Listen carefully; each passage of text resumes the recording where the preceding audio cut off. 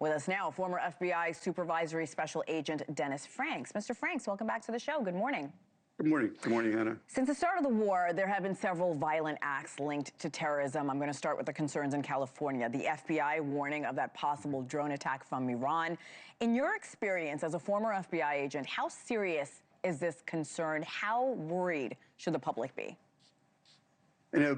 Harken back to the days when they really released the different colors of threats out there, the concerns, and it's beyond yellow. I'd say it's red right now for a lot of reasons.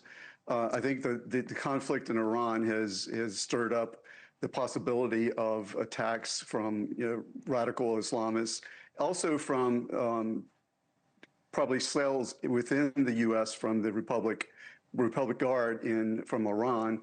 I'm sure they pre-planned events like this, such as this. And I think that the potential for drone attacks is quite significant. I think there is that distinct possibility.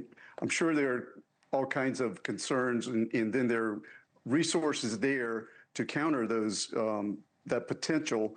But it is, drone attacks have obviously been very effective in the conflict and, with Russia and Iran, excuse me, it's been a tactic that wasn't previously used, but is known to be used now, particularly Iran. I mean, they can manufacture their own drones, and it's just a matter of getting them in or to the area of the U.S. So these areas are definitely of concern. I want to ask about the Oscars tonight in Los Angeles. The LAPD is handling security for the event. I want to get your reaction to the comments from the commander. Whether there was an Iran conflict or not, we are prepared to be able to address whatever that is.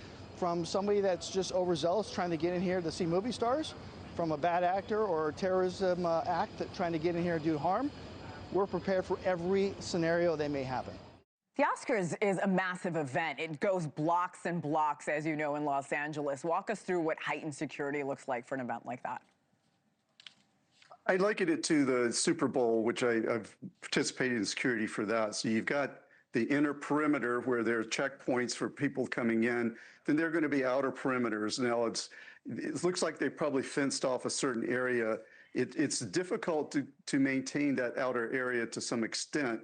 But if with enough personnel, that's the key, you have enough personnel to be able to monitor all the areas and prevent any surprise, climbing the fence or anything of that nature. I do believe that they do have a lot of precautions, sufficient precautions in place. And I'm sure beyond those perimeters, there are other measures in place. I'm sure there's a lockdown, I would think, on air traffic in that zone at that time.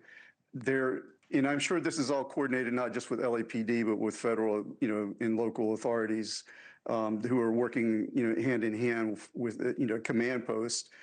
I'm also familiar with other concerns like private security companies have been. I'm affiliated with one in Los Angeles they're beefed up their security of the personnel attending this event. It's a prime target.